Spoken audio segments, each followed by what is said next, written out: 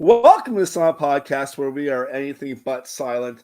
And also, we are today unbelievably smart. Wow, that was the cheesiest thing to say, but I said it and I own it. I'm kind of cheesy. I don't care. But what is so exciting right now? First off, I'm Mark. I'm one of the co-hosts of of Unbelievably Smart, the Squid Game Challenge recap here on Silent Podcast. Uh, with me today is the one and only Sarah Carradine. How are you?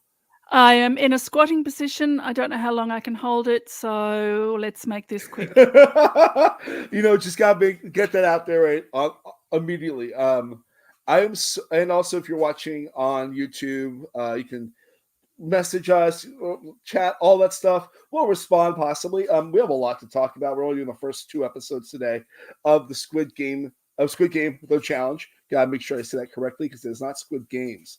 I thought it was Squid Games like Oh, for over a year. Um, Oh, okay. And I lost Sarah there for a moment.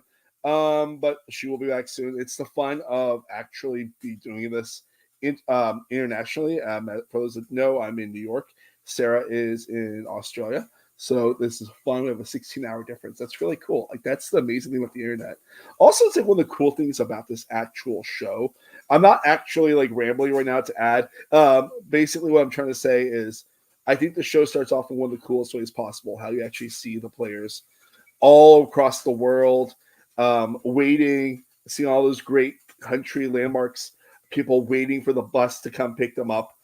Sarah was just talking about how it's this is really cool how we're international from each other, and the show is very much all about the world. I didn't appreciate you eliminating me, Mark. I mean, I've had to come back as a different player. you got back in.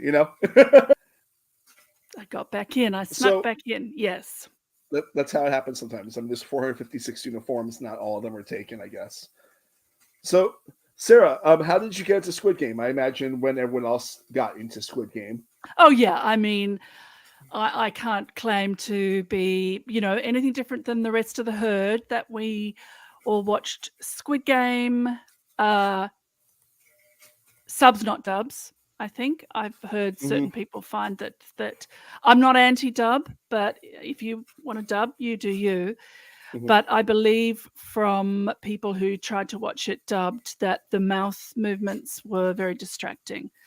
And I think such is the nature of original Squid Game, the visuals were so strong Hmm. that you didn't miss, as you glance down for the dialogue. It's only a glance. If you're used to dubs, may I suggest that you try subs for some of these things? See how you like it. But yeah, so I was like everybody else, just absolutely eating up the original story. Yeah.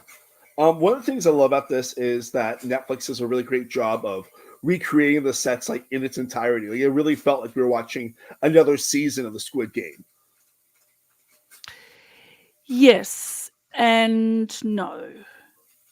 Yes and Okay. no.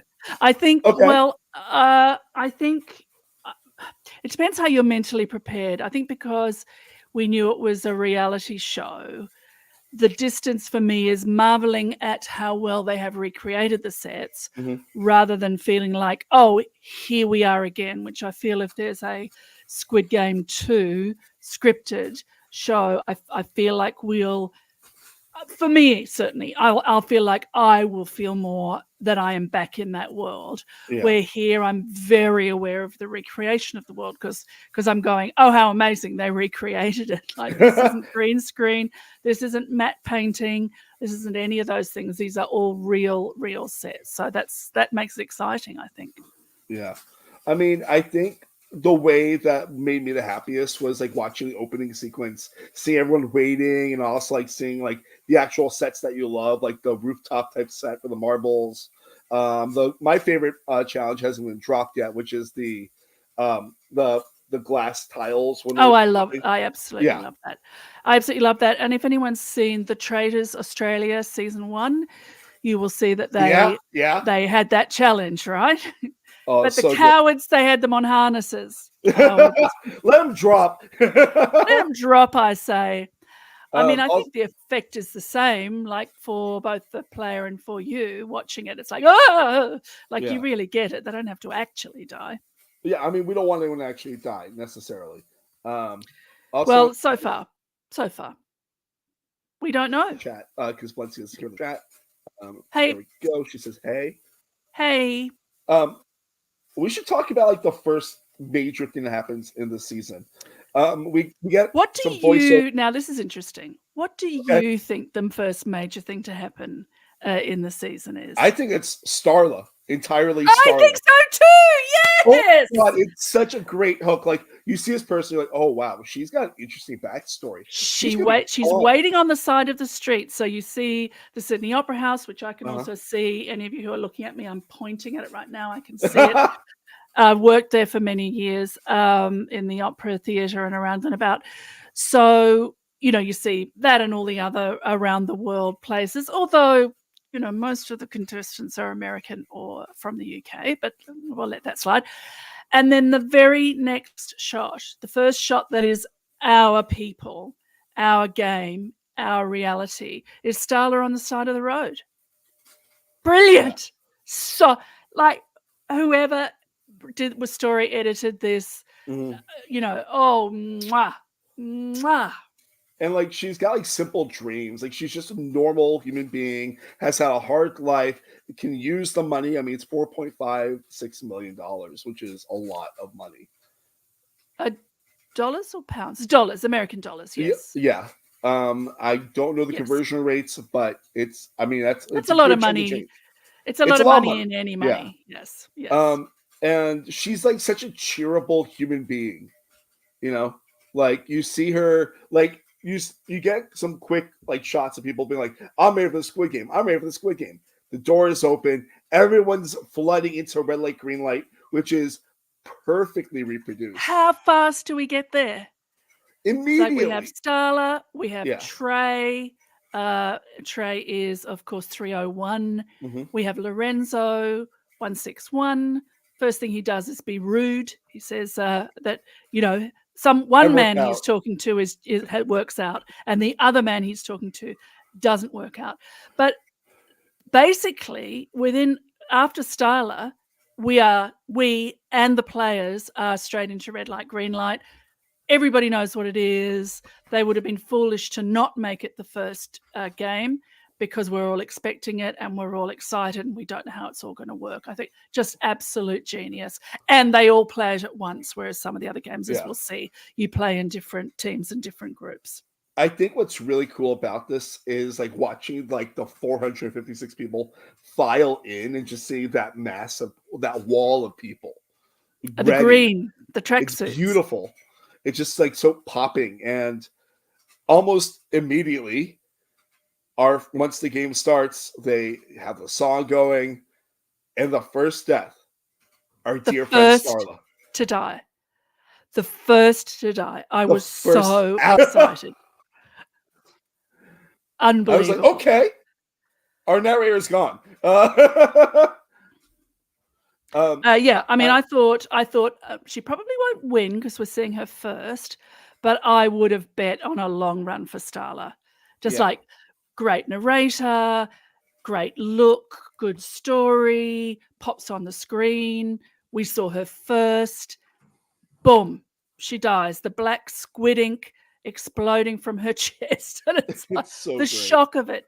It's a way of reproducing for us the shock that the contestants are feeling. And then like also shortly after there, we forgot to mention 242 and 243. So 242 is a guy named Chase, and 243 is his best friend Steven. They want to like go really far together. Mullet, I called him until I found out what his name was.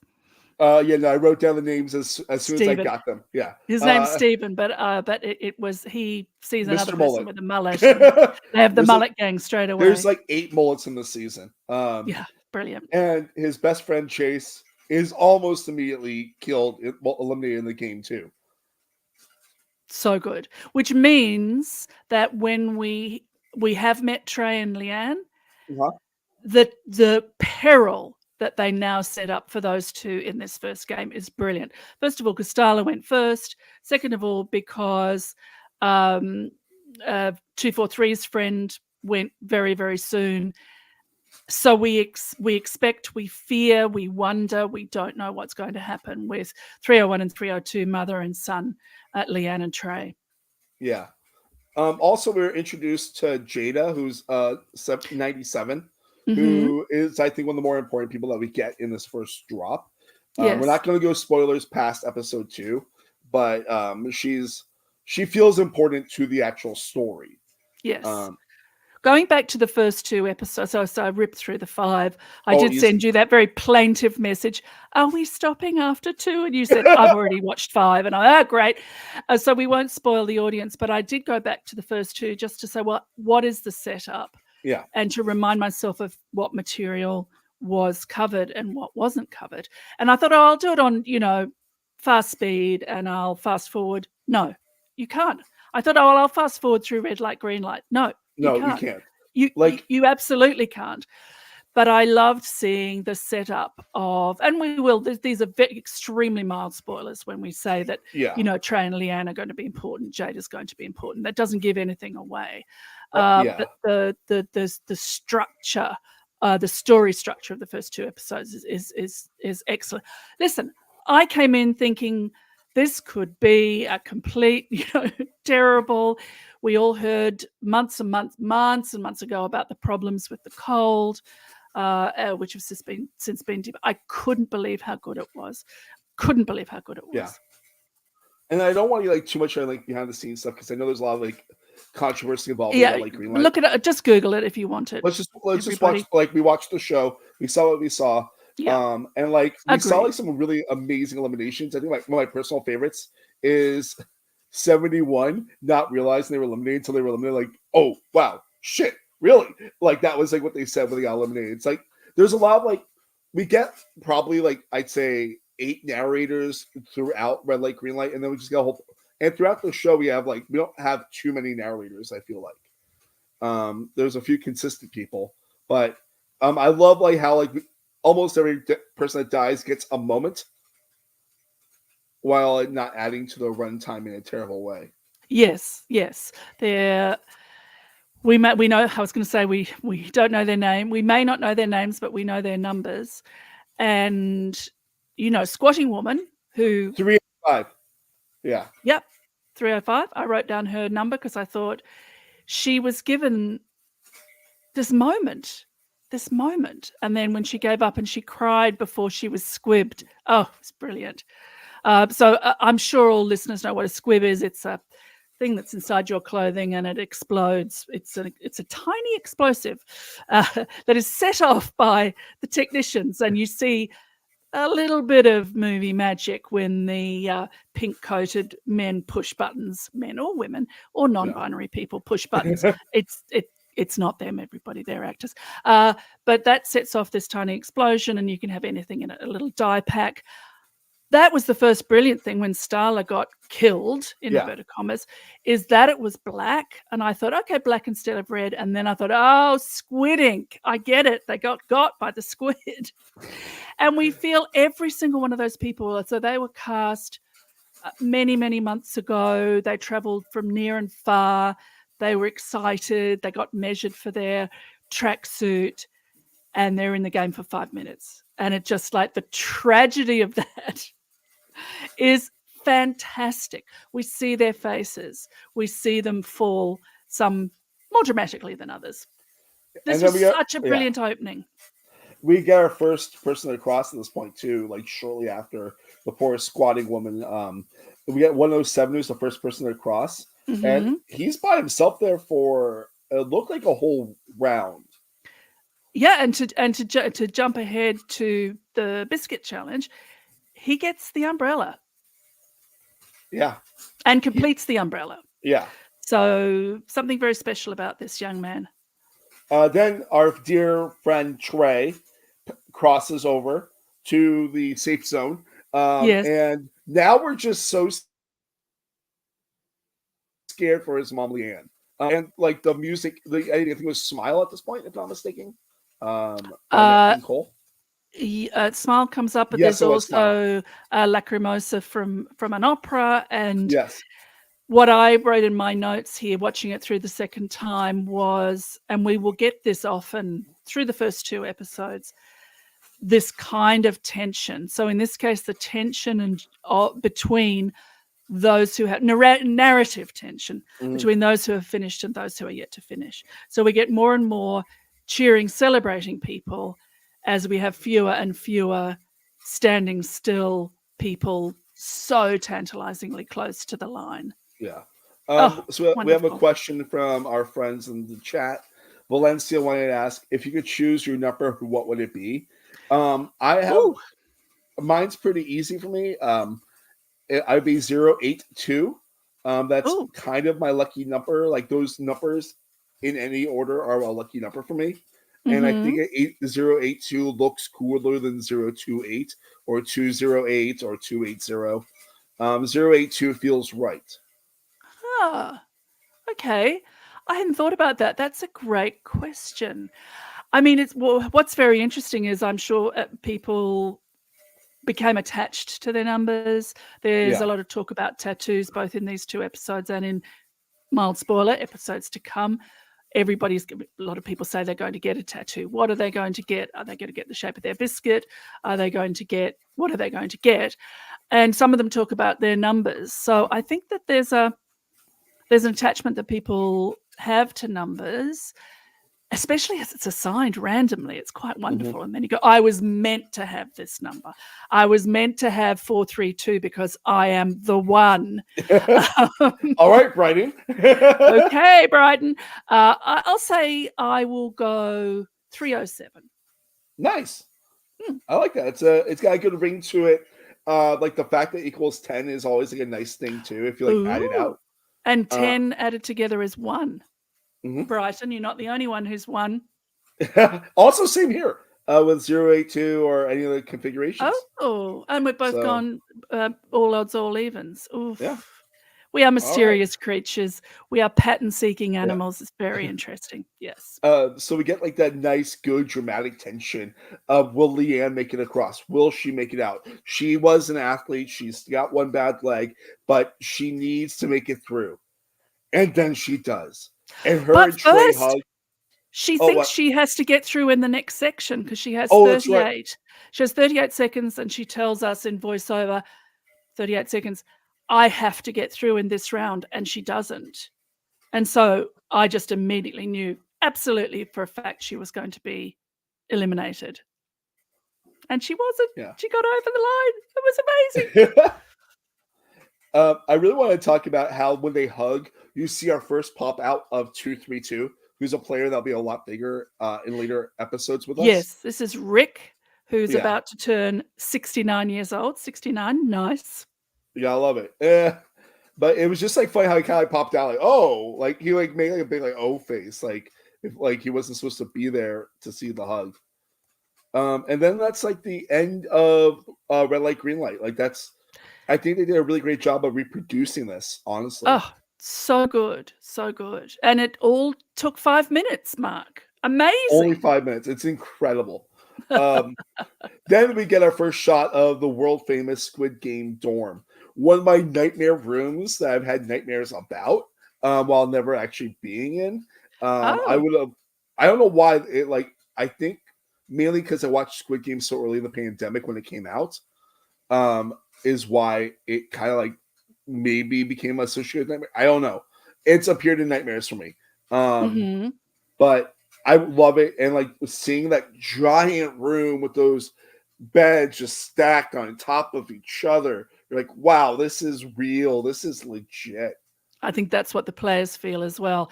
I know we said we'd only talk about what we saw, but I got confirmation of what I thought from one of the 2 Australians. Look, there may be more than 2, but I only spotted 2. Adrian, number 270, and Jordan, number 222. Jordan's the very big Hulk Hogan. white blonde man with a moustache. He's the barista. And I was listening to an interview with him, and he said that the Doonas were extremely comfortable. And I thought, yes, of all the things that are not comfortable, no windows, no clocks, no watches, no idea of time, a small amount of food. It was quite cold. He said that the Doonas were really comfy and warm. And I thought, yeah, they actually look like it. And that almost gives the rest of it quite a stark feeling with that cold floor, the bars, Mhm. the stacking of people as if they are numbers, which they are, as if they are each like just a stack of $10,000, which they are. Yeah. We quite literally see that very soon. I think it's important to bring up Steven finds a new friend at this point. 243, Steven. He finds a new friend, which is Kyle, number 101, and they're both mullets, Yes, bros. they're both mullet boys. Both from Yes, America. Kyle's from Kentucky, and I think it's like Kyle's got big character energy, which we will get a lot more of that very soon. absolutely. The introduction, the economy with which these characters were Mhm. introduced is like astonishing. We got a friend of the podcast, Dash, number 141. 141. A friend of mine in real life too, talking about how the bathrooms are insane. He feels like he's on acid. He's acid before. It's a really good intro to the character, what Dash is going to be. Yes, and one of the few rangers, so I was very good to see the ranger representation. Yeah. Then we get to number 200, which is Moti, and he wants to make Yes, friends. Moti's I one of the think this Geordies. is There's a whole group of Geordies that all find each other, which is really fantastic. His strategy though, making friends, is something that I would definitely be doing. Like that's And how would that one work out for you, Mark? probably about as well as it does for him.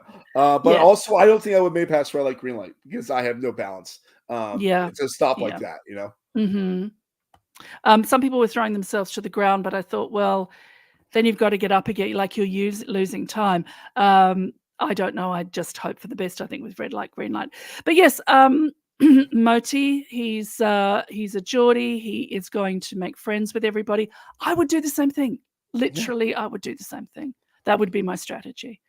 And then we get the official introduction in 232.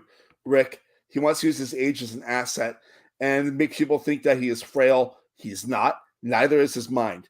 Very important for what Rick is in this game and what he'll represent in the next few episodes for sure. Mm-hmm. Yes, Rick and Leanne are not the only older, later days people that are in the cast, but they are certainly the two that are highlighted. The other older people, you see them in the background, and certainly through slight spoiler, through 5 episodes, I haven't seen anybody else in that older age bracket highlighted, but they are there. Like they really did well with the representation of different age, different nationalities, different races, different ethnicities. Yeah, a lot of the older people fell at red light, green light. I Yeah. noticed on second You watch. see a lot of them dying in red light, green light. A lot of them die in red light, green light. But, Leanne said she practiced. Yeah. We don't know that the others didn't. But she's like, the thing about this too. Oh, by the way, Jordan, 222, never saw Squid Game. Wow. Just okay. got cast. He's a barista, not a barrister. He's Yeah. a barista, but he's with an agency, like an acting agency. Got cast through that. Never watched it when it came out. Never watched it before he went to the show. How he is still, how he gets through, we will find out. But I think that Leanne speaks for many of them that you could have prepared for a lot of these games. Not all of them, but certainly a lot of them, and certainly red light, green light. Working on your balance would have been number one. Closing your eyes and standing on one foot for at least 30 seconds, 10 times a day, let alone walking balance beams or doing it.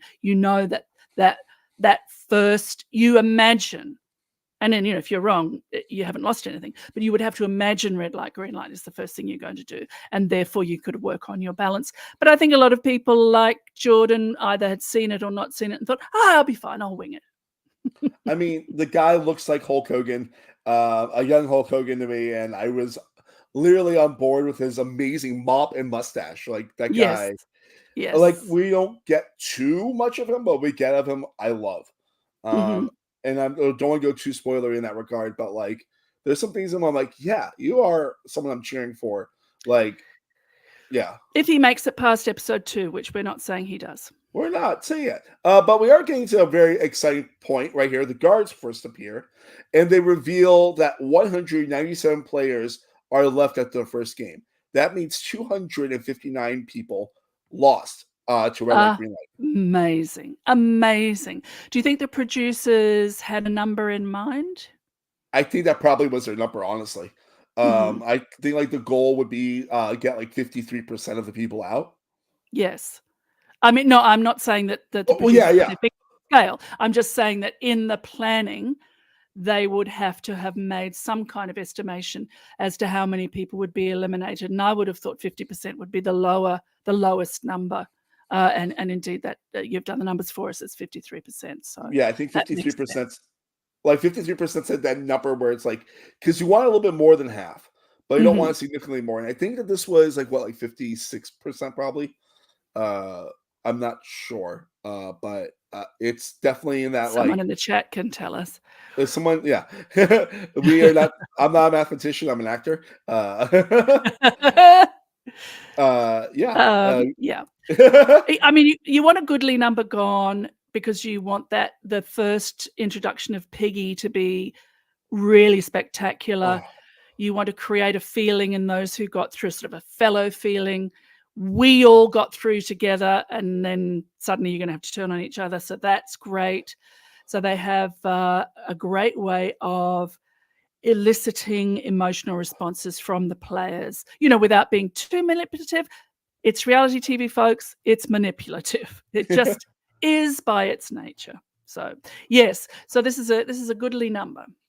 yeah. And then we right after that we find out that they'll be living in the dorm and can eliminate people in tests, not just games. And Moti number 200 does not enjoy that. That's important. Dun dun. Um, and then we get like, for lack of a better word, if this was Survivor camp life with people. Let's call it camp life. That makes me laugh. Dorm life. I mean, I guess dorm life, right? Really, like back in college. Yeah. I never went to college, so I'll have to take your word for it. All right. Well, so then we get to number 302. Leanne, she notices there's like a big bro group happening. Could And they be more obvious? they're like working out together. They're like, yeah, bro, yeah, bro. And number Truly. 432 is like kind of the ringleader because he's like the broiest bro of the bros. We are Uh, going to see him doing push-ups in the dark while everybody else is asleep. I didn't catch that the 432. first time I watched the You episode. are brilliant. I did not catch that at all. And then I saw it like when I was rewatching today, I was like, oh, okay, Yeah. bro. Yeah. Bro. uh, Twitter has been divided on the subject of 432. yeah. They must have wet themselves when they cast 432. I mean, they knew what they had. He is gold. And if he doesn't Like, appear on another reality show, something's gone extremely wrong for 432. I think he's in the more gold castings that they have this whole season. Mm. Like, I want to see him on the actual challenge, Yeah. like the Yeah. MTV challenge. Yeah. I mean, he said in his first, not even in a tracksuit confessional. So this was the confessional before Mhm. they even started. He said, Jesus had to compete and I have to compete. Oh, Okay, Brighton. oh. And then we Don't get. tell us who you're comparing yourself to or anything. Well, I mean, he also says he's not cocky, and he also doesn't think he's better than anyone else, but he is very confident. Oh You know, yes. He is going to have a little low moment in episode 2, and the person who goes to comfort him is a very intriguing person. But I'm sure we've your already take is talked there. about them. Yeah. Then we get to one of the most interesting conversations in this whole episode. While number 134, Danny, and 101, Mullet Kyle, are peeling carrots. Now, this is when First I of all, she realized. does know how to use a potato peeler, Yeah, Mark. that's Horrifying. It was um, almost like watching, Kylie Kardashian or whatever her name is, cutting a cucumber. If you have not seen it, tell me what her name is. I can't remember. If you have not seen this, You cannot comprehend it, and I urge you to rush to YouTube, find this Find that video of it. Kardashian. What's her name? Kylie? No, not Kylie. Chloe? Chat, help me. Oh, No, it's one of the little Jenners. okay. Kylie Jenner. Must be Kylie Jenner. All right. Yes. So watching 134 attempting and failing to use a potato peeler was fantastic, but pales in comparison to Kylie cutting a cucumber. What I love about this is that I feel there's a little bit of a flirt between them before anything really happens. Mm-hmm. Like it feels like that they're like using that tactic. Because Kyle's like, I'm dumb, I'm a country bumpkin, but I'm not really dumb. I just am from the South and I have this accent. And Danny, I think she's a household what was it, specialty, if I'm mistaken. But it doesn't matter. Like she's an empath, clearly. Like that's most of her character arc. She's like secretly smart bikini babe. If this was Survivor, so she's small. She's very short. She's blonde. She has a very pretty round face. We don't talk about what people look like, but in this context, I'm talking about what she looks like. She knows what she looks like, and she knows how people see her. And she's super smart. Except she doesn't know how to use a potato peeler. She's like a very approachable, like I want, like one of those people that you get drawn to talk to, regardless of anything. And they're having a really good conversation. And you're like, wow, these two are going to work together. And then the PA kicks in. That they have the first test. I can't speak today, apparently. And it asks them, do they want to give one player an advantage or eliminate a player anonymously? And honestly, like this debate between them is why I love reality TV. Mm-hmm. Because, of course, we're all screaming, eliminate someone. Mm-hmm. And I am imagining in both their brains, they immediately go, I've got to eliminate someone. But for the social mores of the moment, they have to explore what giving someone an advantage would be, and they have to test each other out. Oh, it's delicious. Yeah. So they discuss specifically number 200, Moti, 301, Trey, 302, Leanne, and 432, Brian. And then, like, obviously, all very good choices. Very good choices. Easy, smart choices. And it's just good. And then they walk out in the most awkward way I've ever seen people walk out of a room. Like, that was a great conversation. I'll see you later. Oh, we just peeled carrots. Like that was like. And Kyle goes over to his gang and says, "Oh, we peel carrots. Really?" Just the first part of that sentence, Kyle. They open it and they find out they're getting fed. And honestly, like the food actually looks pretty okay. All those small portions. It's like rice and eggs. It looked like. Yeah, Jordan said it was fine. Just there wasn't enough of it. But he's a big boy, you know. I mean, 161 is when the first seal will get a serving, runs away, hides it, and then grabs another. And our friend Jada catches that immediately. Yes. The only thing wrong with this is somebody didn't miss out on food. Yeah. I don't want them to suffer, but I really wanted that to mean somebody missed out. And we were not shown anyone missing out. And because we were not shown it, it did not happen. Nobody missed out. So that was the slight, I wanted someone to miss out. But then he also goes around a number of people and eats all their how anyone had leftovers, but apparently they did. Some people are nervous and maybe don't want to eat in front of each other. Yeah. Some people might have trained themselves to have a low calorie intake for the game. And the game's only 16 days. You can last as long as you have water. But he was finishing everyone's leftovers. It's like, where are you putting it? Can we talk about the most chaotic part of this episode? And I think it's kind of shocking to me that he wears a crochet outfit that he assumingly crocheted. With a crocheted handbag? Oh my God. Like divine. It's like divine. Are him and Phil from Australian Survivor like separated at birth? But absolutely. Phil's a lot less annoying. Like Phil did. They tweeted something like, "Oh, this is what people wanted me to wear," to be dressed. I think that 161 is interesting because he said, "I was very successful," and then then the pandemic came along, and then I thought nothing matters. Our nihilist, we've found our nihilist. And I'm a little bit of a nihilist myself. So I thought, Lorenzo, apart from your greediness and your Italian superiority, I'm kind of with you. But yes, and also I'm kind of with him taking food. If you can get another tin of food, get another tin of food if that's what you need. Oh no, I agree with that. For me, he is. I can understand. I don't dislike Brighton as much as I dislike Lorenzo as a character. Really? Yeah, I don't know I why. don't I dislike either of them, but if I were to rank them, I would dislike 432 more. Because he's fooling himself that he's humble and not this and not that, and he's all the Okay. things he thinks he's not. Whereas Lorenzo knows exactly who he is. That's fair. And it also could be like upbringing or whatever for both those people because Hmm. I mean people are fascinating. This show is so well cast. And I also, don't think forget that 161 Lorenzo is speaking in his second, potentially third or fourth language. that's true too. Yes. And yeah, a villain in the show. I feel like they're going for the villain edit with Lorenzo, and that's what it feels like. And then we like the anti-hero with 134, who's like basically asking for permission to eliminate people. Hmm. She like has a very cool talk with girl tattoos that I never saw the number on. But she's like, so yeah, if you like had the opportunity to eliminate someone, would you? Like, Yeah. Yeah.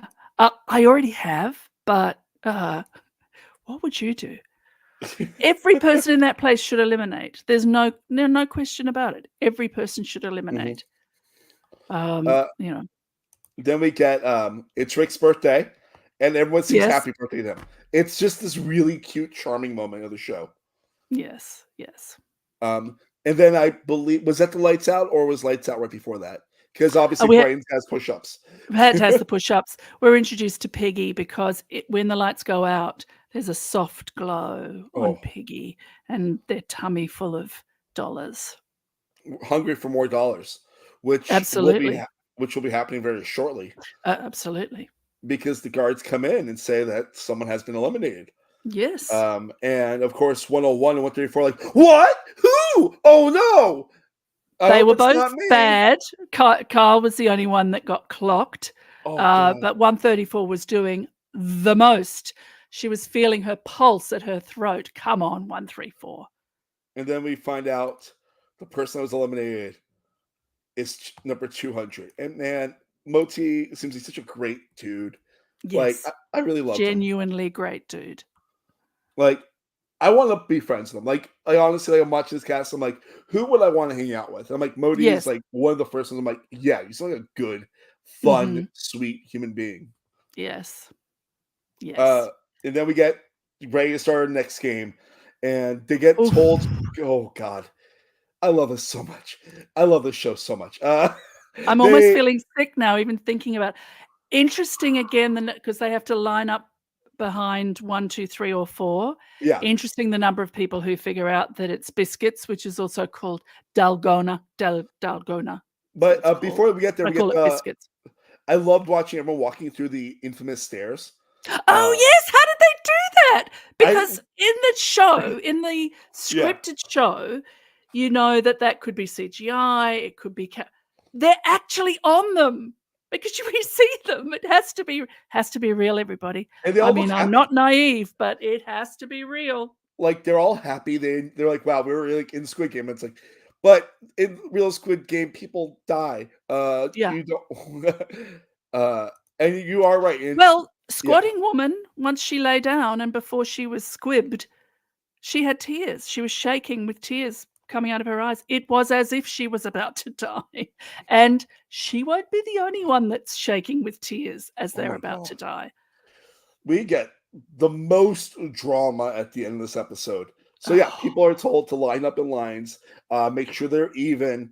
At this point, they're at 49 apiece per line. because it's 196. So I did that math earlier. And everyone's figuring out what it's going to be. And 166, 328, 98, and 170 are told to go into the game room because they're in the front of the line. Don't ever go to the front of the line in Squid Game. Don't ever volunteer. And don't pair up with your friends. Should that happen? I have no knowledge. We have no idea. We have no idea. But these are a few little tips that one could give.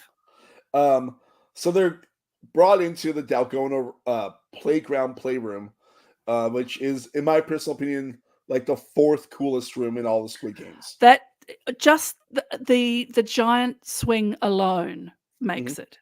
Absolutely makes it.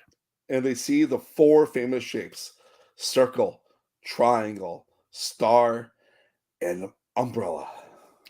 And the people waiting get to see it on the big screen. Oh God, it's so great. And they have 2 minutes to decide their shape. And I think this is the most successful of the 3 debates we see. It's the one that I think They could have don't gotten. know the consequences. They don't know the consequences. Like, I think if they had another 30 seconds, it probably would have worked out differently. But 3 of them are like, no, we're good at these. We're good at these. They know they don't want. No one wants the umbrella. The umbrella is so much harder than everything else. 98 is very upset, doesn't want it, and then 2 minutes ends. Pop, pop, pop, pop. Oh, dead, eliminated. Deceased and eliminated. No. So when that happened and the next 4 go in, you say to yourself watching it, well, that's not going to happen again. Well, so we got 454, 378, 321, and 288 are told to go into the next room. And may I tell you this? They handle this pretty interestingly. They decided to do a race. So stupid. I did not get. I think it was 288 is the one that shoves their fist through the triangle door.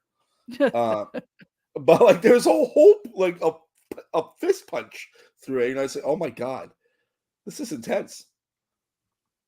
And then because now they know, not only do you have to choose, but everyone has to choose, or you die. And that's in the first episode. With like 10 seconds left on the clock. And then it goes back. Episode 2 starts off with them still in the middle of the fight. And then time is up. Pop, pop, pop, pop, pop. And now there's 180 people left. Again, the producers must have gone, it can't go to a second round of this, right? It can't go to a second round of this. And it does. It's brilliant. And like, I love like how we get like that clip of 301 being like, Trey's like, Mom, I don't think they're gonna get back to us. And she's like, I hope they do. Yes. Yes. Because like, that's a lot of people you have to go against. And then we get to our next 4, which we're already implied that one of them is gonna not possibly do as good as the others. We got 452, 432, good old Brighton, 344, and 299. 299. Oh my God. An entire tragic opera in 8 minutes. Yeah. Tell us about 299. You're so much better at describing this type of stuff than I am. Oh my God. So 299 finds himself at the front of the line, having watched 8 people get squibbed. And immediately he's crying and retching. And his team are bucking him up, partly because of human compassion, but also because they do not want the umbrella. And I think they know that 299 is going to stick them with the umbrella. Their very lives are at stake. So while they comfort him, they're trying to restrain themselves from slapping him and saying they just know from that moment. And we find out that he's a Mormon, he's a mother's boy, and he's gullible. Mm-hmm. These 3 things are going to come into play as he realizes he's going to get stuck with the umbrella. But 32 is a tremendous bully about it. He asks, well, when we finish, will you help us? Shakes hands with 432. Meanwhile, back in the hall, the faces of his line are looking up, stunned, as he puts his hand on the umbrella.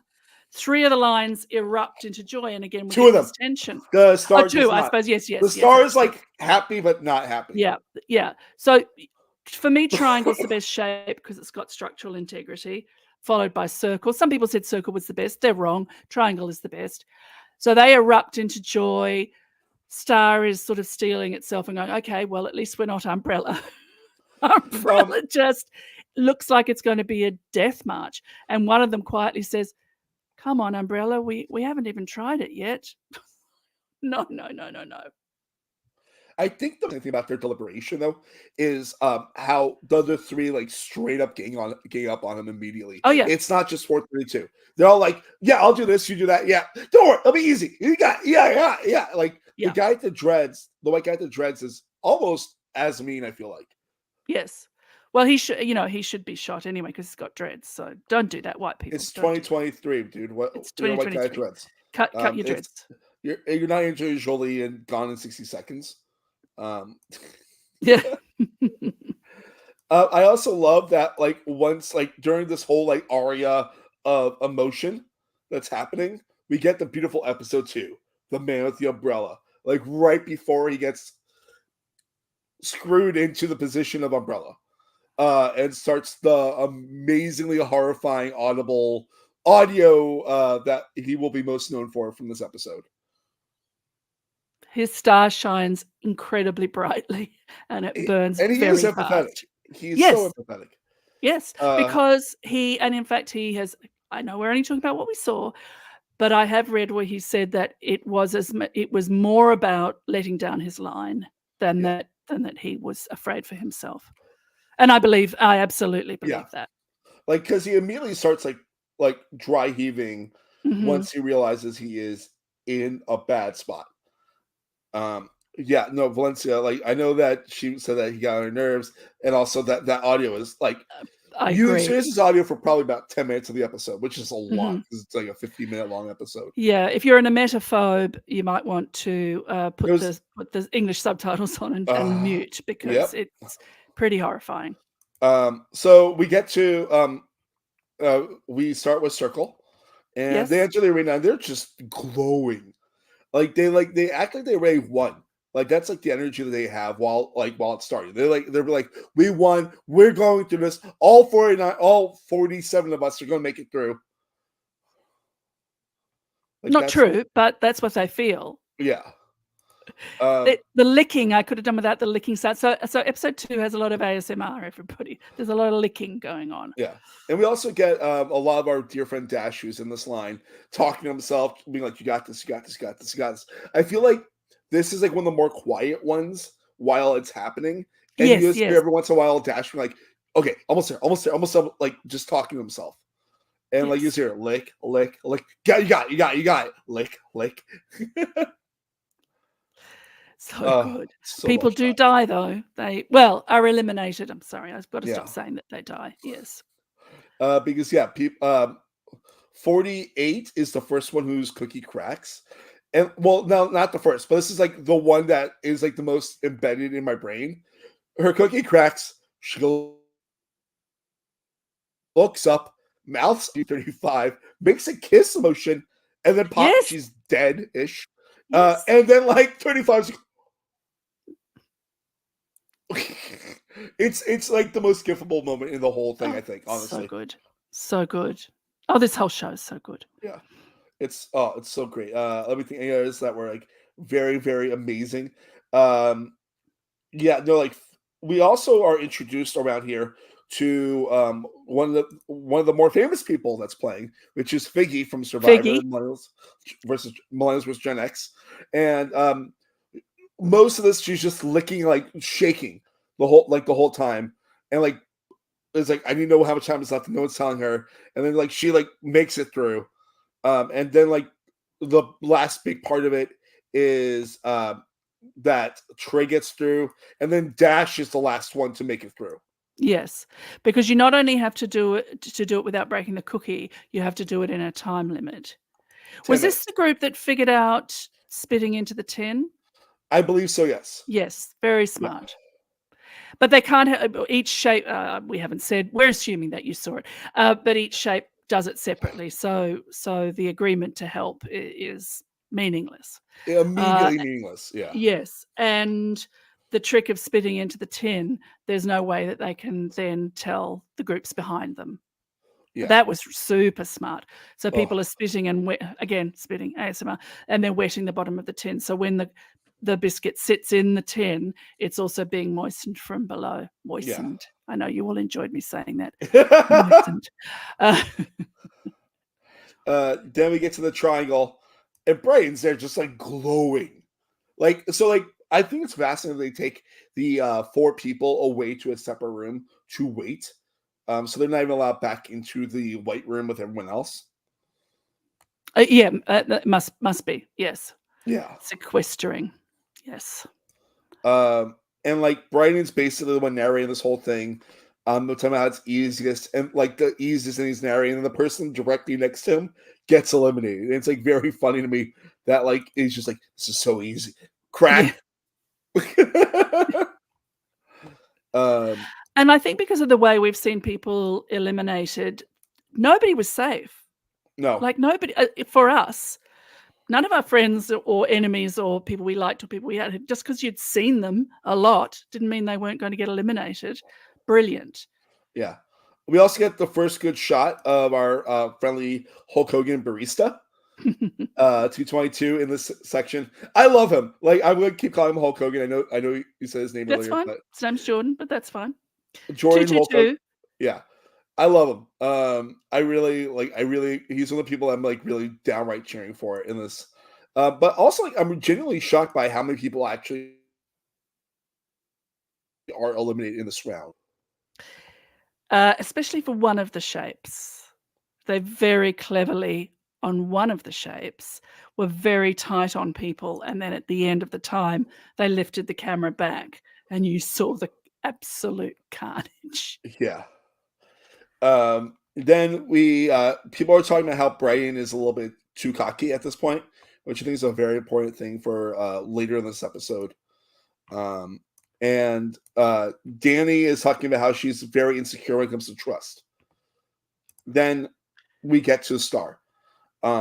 Star, I think this is one of the more interestingly edited ones because I feel like what we've been getting from this episode so far and the last episode is that Danny might be a very, very important character to the show. Mm-hmm. Kind of like what we were getting from Starlet at the very top. But also, like Starlet from the very top, Danny gets eliminated here. And it's like heartbreaking because you're like, obviously she wasn't like guilted into being that person to eliminate someone, but I think she made the right choice. But it's also like that choice weighed heavy on her.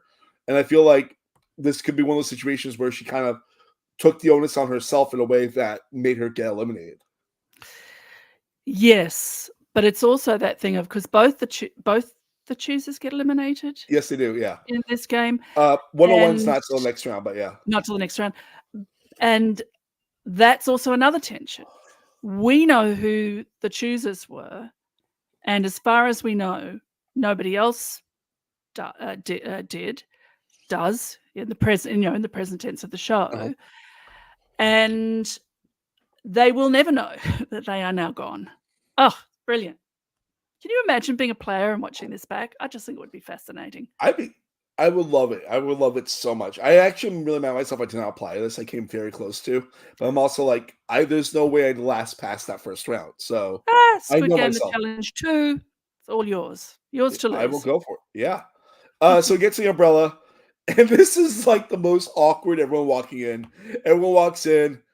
They see poor Spencer there, looking like he's gonna cry and puke at the same time. Yes. They all get their tins, and then we get a lot of. It's so fascinating how the first half of this is a lot of Kyle narrating 101. He's narrating about like about how hard it is and how much he's doing well. And like you hear every once in a while a squib go off. Like the edit is feeling more optimistic about the umbrella than I feel like we felt as an audience and the players felt. Yes. But Um, no, and it's so hard. he's talking Like, about how he needs the money and how the needle represent and he looks directly at Spencer, like into his soul. can you imagine if Spencer had not had the end that he had here? I mean, can you imagine walking back into that dormitory? Oh my god. And like then we get basically a cacophony of people falling and Spencer retching. Yes. And they show his tin one time, and I'm mad at myself for looking at it because there's some in there, you know? Yes. Yep. Just be careful. A viewer Just don't discretion advised. don't look at his tin. The sound is Yeah. enough. Yes. They also stopped showing his tin at a certain point because of that. They showed his tin like twice, and like one of my friends told me about it, like they're like he puked in his tin, and I'm like, what? And rewound a little. I'm like, no, he's not. And then I'm like, oh, that happened way Oh, earlier. yeah. And it's No. just horrifying.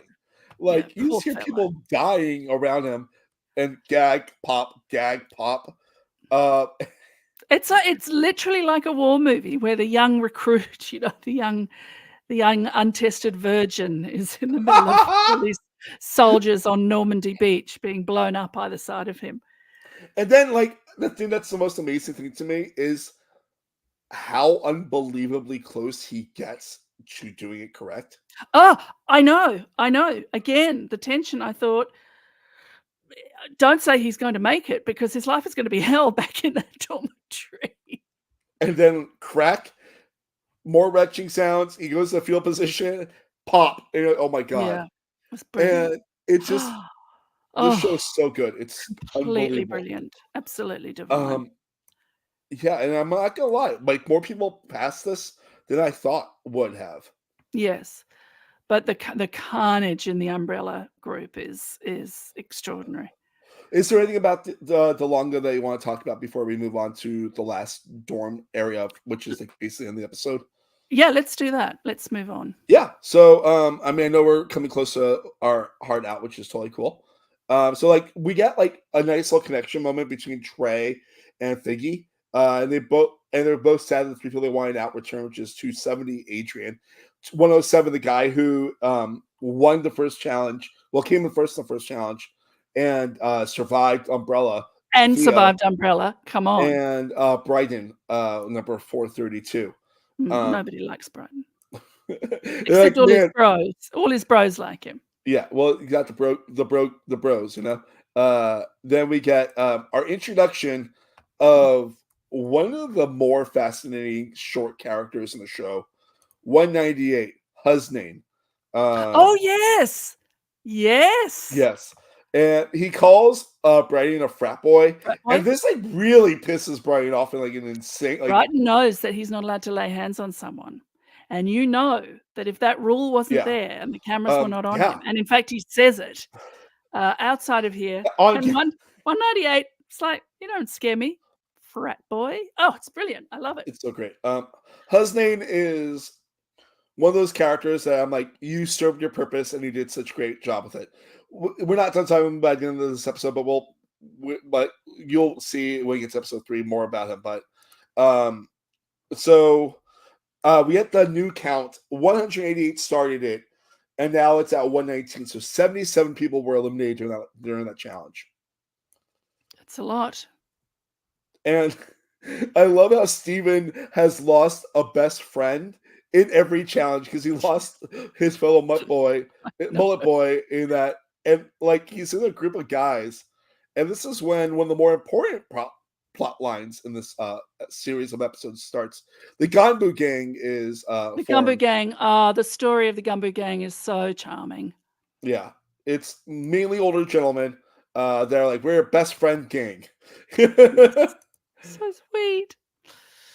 Do you want to tell me anything about the Gangbu Gang in this episode, or more, And not or in this episode. We'll talk more next week? later. Well, next week we talk about, yeah, If we see the gang again, who yeah. knows?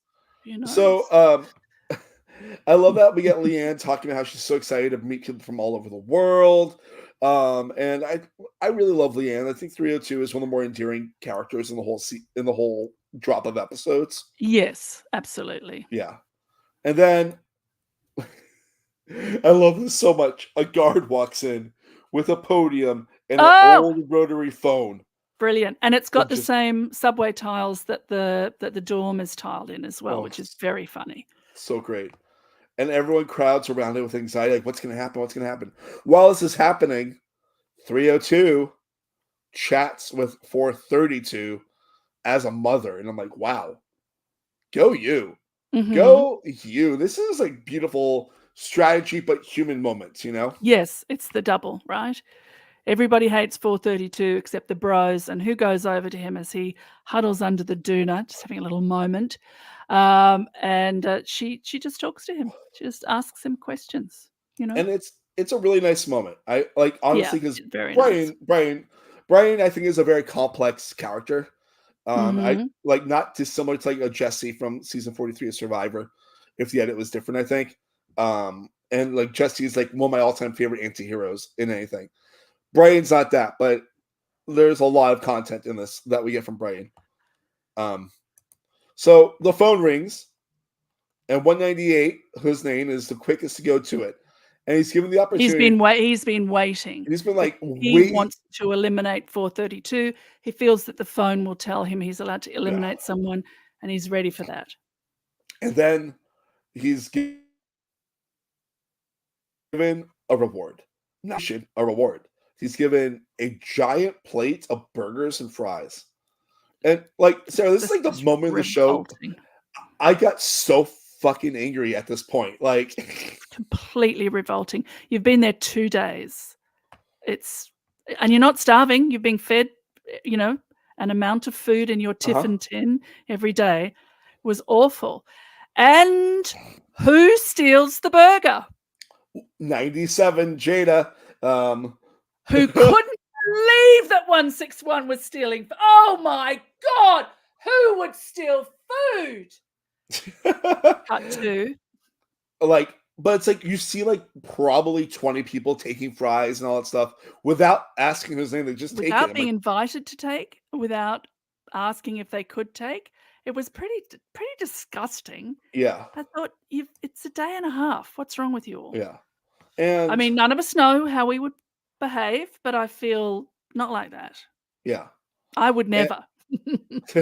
I know I would not. And everyone freaks out about the food, and like it takes like this thing like a second to realize what just happened. He's like, I just want to eliminate him, but like, y'all stole my food.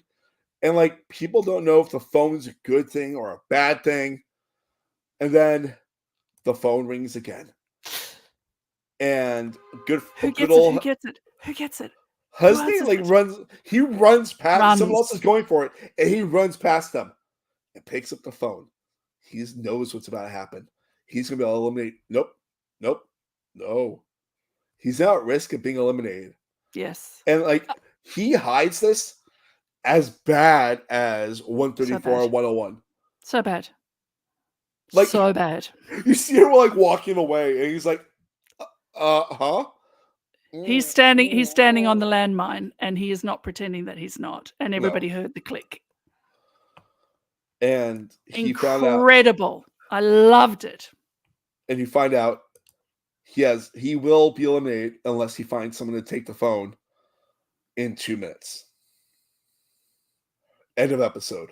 We don't. So he may get saved, Mark. He might get saved. He might get saved. And go on to win the game. So we don't know. Like I said, we're talking about him in our next episode.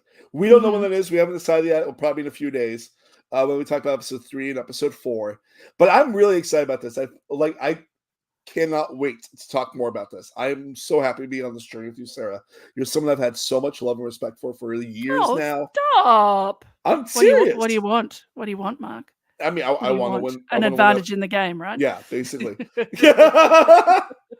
But we're gonna be here a few more times, 4 more times talking about Yeah. the show. If anyone from the show on later, I'll talk to you too. Yeah. Send in comments and questions. We'll try and answer them. Join us live if you can, Yeah. because that's fun to see your questions. And I will say goodbye. Thank you so Nice. much. Sarah, how can people follow you first? They can follow me at Sarah Carradine on social media, all the things if you want to find me. And here on Silent Podcasts, I'm covering Big Brother Australia, House of Love on Aussie Queens with the amazing Annabelle Fiddler from what was it called? The Traitors season Traders 2. Australia season 2. Exactly. So good. We're going to be doing a lot of sort of international reality TV. Some of it will be Australian, but again, if you would like to suggest some things for us to cover, we're very open to it. If I were to give you a little hint, I would say don't watch Big Brother Australia, but listen to us talk about it. We're going to do the first 18 episodes. Oh, I cannot wait. I'm so excited because I'm such a fan of you, and Annabelle is the biggest star in Oh, Australia season 2 to me. incredible. I'm Incredible. so happy she's on the That's why network, that and season was only 5 episodes long, right? it's really incredible, like how quick they got through that season. Yeah. For me, quickly, you can follow me at Mark Levy85 on everything. TikTok, I'm now doing movie reviews at Movie Mark, which is fun. I talk on some podcasts about Lego Masters. We're almost done with new American season 4. Do that with Josh Kettles. I talk a lot about Amazing Race with the good old Sabrina.